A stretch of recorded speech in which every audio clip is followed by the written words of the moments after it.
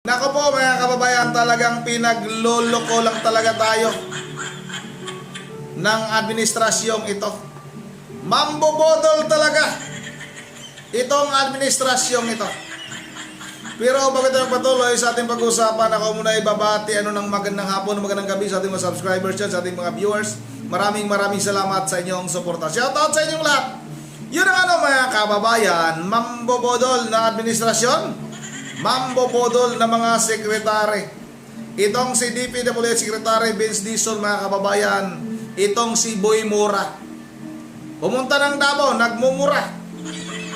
Pumunta ng kanyang proyekto, pinagmumura niya yung kanyang sarili, mga kababayan. Talaga mga plastic itong mga hayop na ito. Mambobodol talaga, mga kababayan.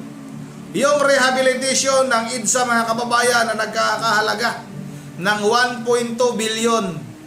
Pinagyabang ito ni Vince Dizon na siya Pangulong Marcos mismo daw ang nag-utos na maghanap ng mga paraan para mas mapabilis ang rehabilitation ng EDSA at yung matibay daw, mga kababayan.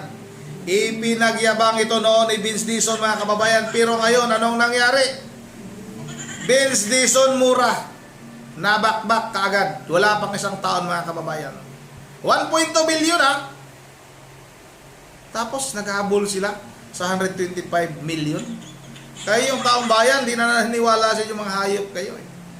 O ito na, mga kababayan, muling balikan muna natin, itong panayam ni Pinky Wood, mga kababayan, kay Vince Dizon. Tingnan ninyo kung paano pinagyabang ni Vince Dizon itong proyekto ito. Ito na, sabay-sabay natin itong panoorin.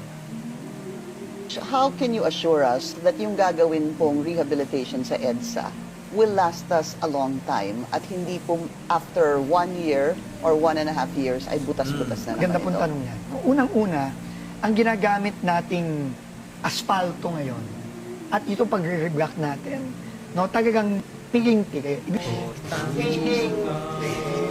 Ibig sabihin, nung una kasi ang plano, Pinky, talagang babakbakin yung buong EDSA mula Rojas Boulevard hanggang Monumento. Yan pinanggihan ng Pangulo. Sabi niya, find a better way para hindi naman mahirapan ng mga kababayan natin. And find better technologies. Find better technologies that other countries are using already. So, yan ang pinilit natin gawin. No? Talagang yung mga engineers natin naganap ng bagong paraan. At ito na yon, no? Yung bagong paraan, gumagamit tayo ng mas matibay na asfalto. Gamit tayo ng mas matibay na asfalto na ginagamit lang sa Pilipinas ngayon sa ating mga expressway, sa mga sa NLEX, SLEX, Skyway, SCTEX, etc. at sa mga runway, sa mga airport. First time natin ginamit itong asfaltong ito sa ating mga normal national road. I'm assuming it's more expensive than the It's a usual. little more expensive, pero dahil nga nagbaba din tayo ng presyo ng ibang mga materyales, actually, mas mababa. At nag-reduce tayo dramatically nung scope of work. Yung original na 17 billion na budget para dyan, tingin ko pas 5 billion yan, o wala pang 6 billion ang gagastusin natin for the entire stretch of Northbound and southbound. And how long is that supposed to last? Ang sinasabi sa atin, minimum 5 years. Sabi sa atin, minimum 5 years. 6 months later. Ayan, mga kababayan, tatagal daw ng nasa loob ng 5 taon. Pero 6 na buwan pa lang, mga kababayan. 6 na buwan pa lang, nabakbak na. Paldo-paldo ang bulsa ni Vince Dizon, mga kababayan. Kahit man pumayat yung pangangatawan nito nga si Vince Dizon, mga kababayan, tumataba naman yung kanyang wallet at kanyang bulsa, mga kababayan. O ito ito, mga kababayan, tingnan natin itong balita naman mula sa Jamie Sibin. Tingnan ninyo kung anong nangyari sa EDSA. Ito na, sabay-sabay natin ito panoorin. 6 months later. Wala pang 1 taon mula nang ayusin, pero tad-tad agad ng lubak ang ilang bahagi ng EDSA. Ang mga bagong asfalto kasi nabakbak dahil sa ulan.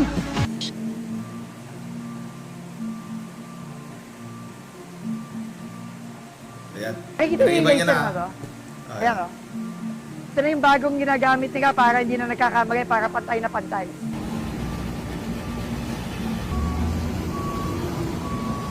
Gas na to, ubusin lang nila to, tapos hinto na. By 5 a.m. Yabang niya mga passable kababayan. na to. Siya pa mismo yung nagbantay dyan ha. Kung paano talaga gawin. Pero mamaya, tingnan ninyo. EDSA, ang lakad mo dito, sideways eh. Sidewalk talaga kasi sideways yung lakad eh. Hanggang dito lang tayo dati. So mahigit doble na to. So bike dito, pedestrian dito. Mm. Nakikita niyo yung laser na to? Ayan o. Ito na yung bagong ginagamit nila para hindi na nagkakamali, para pantay na pantay.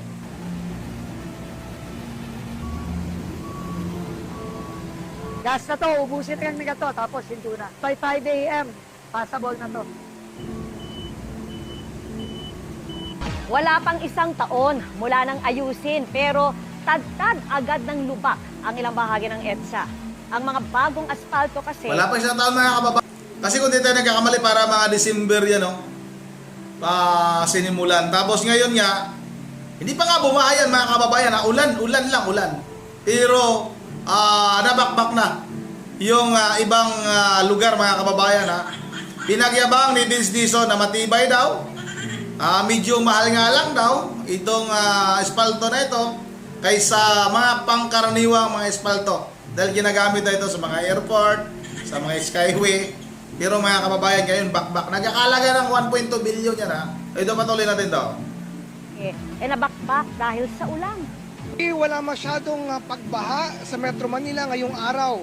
Pero ang mga naging pag-ulan nitong mga nagdaang araw, nag-iwan ng ilang bakbak na kalsada sa EDSA. Matapos humupa ang mga pag-ulan sa Metro Manila ngayong linggo, ito ang bumungad sa mga motoristang dumaraan sa EDSA. Natadtad na naman ng lubak ang pangunahing lansangan ng Kamaynilaan. Sa bahagi ng EDSA Kalayaan southbound, kita ang malalalim na uka na puno pa ng tubig. Gayon din sa may busway sa may parting Estrella. Abala at posibleng... Ang lalaki mga kababayan. Ang lalaki ng uka. Ang lalaki din siguro nang naipasok sa bulsa nitong DPWH Secretary Vince Dizon Mora mga kababayan. Kapal ng mukha mo Vince Dizon ka. Sige patuloy natin ito. Negosyo sa mga motorista ang mga yan. Lalo't mahigit 400,000 sasakyan ang dumaraan sa EDSA kada araw. Inabutan namin kanina ang mga taga-Department of Public Works and Highways na isa-isang tinatapalan ang mga lubak.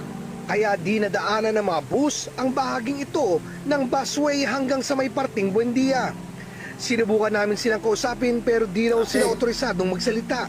Pero bakit nga ba nauwi muli sa lubak ang ilang bahagi ng EDSA matapos ang ilang araw lang na pag-ulan? Yan ay kahit katatapos lang ng Phase 1 ng road reblocking ng EDSA kasama ang bahagi nakitaan namin ng lubak. Matatanda ang sinimulan niya noong bisperas ng Pasko noong nakaraang taon at ginastosan ng 1.2 bilyong piso. Sinusubukan pa namin makuha ang panig ng DPWH ukol sa mga nasirang bahagi ng EDSA. Kapansin-pansing mabagal na ang daloy ng trapiko sa mga sandaling ito, hindi pa rin nagagamit yung busway na gaya ng sinabi natin ay patuloy na... Yan mga kababayan ha, ginastusan ng 1.2 billion. Pero kaagad-agad, wala pang isang taon mga kababayan, sira na. 6 months, babe. December, January, February, March, April, May, June, July, August na tayo ngayon. Mga 8 months pala mga kababayan. Sorry, mga 8 buwan pala. 8 buwan mga kababayan. Pero wala na. Sira-sira na. Ano nangyari Vince Dizon? O ito mga kababayan, panoorin nyo kung paano pagmumurahin ni Vince Dizon yung kanyang sarili. Oh. Utang na talaga. Utang naman, oh. Ba nangyari nito eh, kabago-bago. Bakit nagkaganyan? Pinaka-depressed na section, sir. Utang ina talaga. Dapat anticipate natin to eh. Putang! Putang daw mga kababayan. Hayop ka? Ang galing mong magkunwaring hinayupa ka? Animal ka? Nagkukunwari ka pang di mo alam yan? Proyekto mo yan? Pinagyabang mo yan? Tapos may gana ka pang magmura? Gusto mo pang pagmumurahin yung mga tauhan mo? O yung sarili mo ang pinagmumura mo? Talagang mambubudol itong mga hayop na ito eh. Walang mapili mga kababayan. Yung kanyang mga sekretary, mambobodo, lahat ng sekretary, halos ha. Mga kalyado ni Bangag, mga kababayan, mambobodol. Impactang Claire Castro, sinungaling. Vince Dizon, mura, sinungaling. Sino pa yung mga sinungaling dyan? Ang galing yung magkunwari ha. Parado eh, oh. Ayan, oh, hindi gumalabas, oh. Kita mo doon, oh. Hindi Tingnan nga. mo, ayan, oh. Hindi gumalabas, eh. Hindi lumulusot, oh.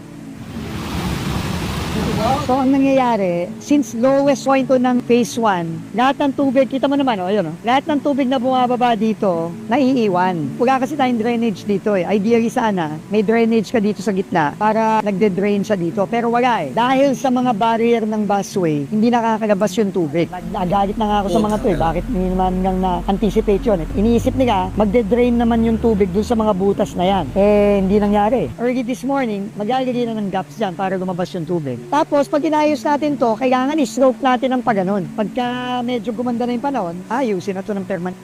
Ayusin na ng permanente mga kababayan, ibang gastos na naman. Magkano na naman yung idadagdag sa gastos nyo? Yung 1.2 billion, magkano ang maidagdag? 1 billion na naman? Vince Dizon?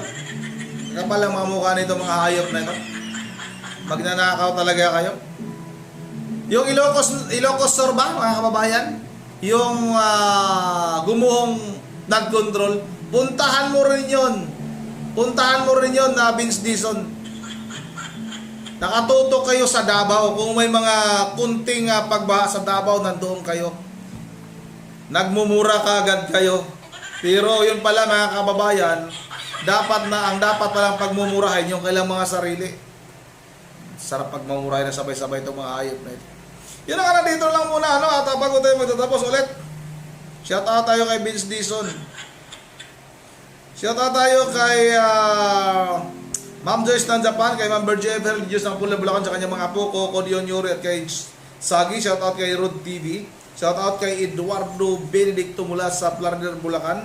Shout out kay Ma'am Joyce ng Japan. Ima Patricio, shout out kay Son Santosidad. Shout out kay Emilinda Marino.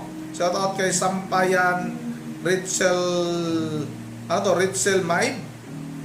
Shout out rin kay Behind My Mask Vlog.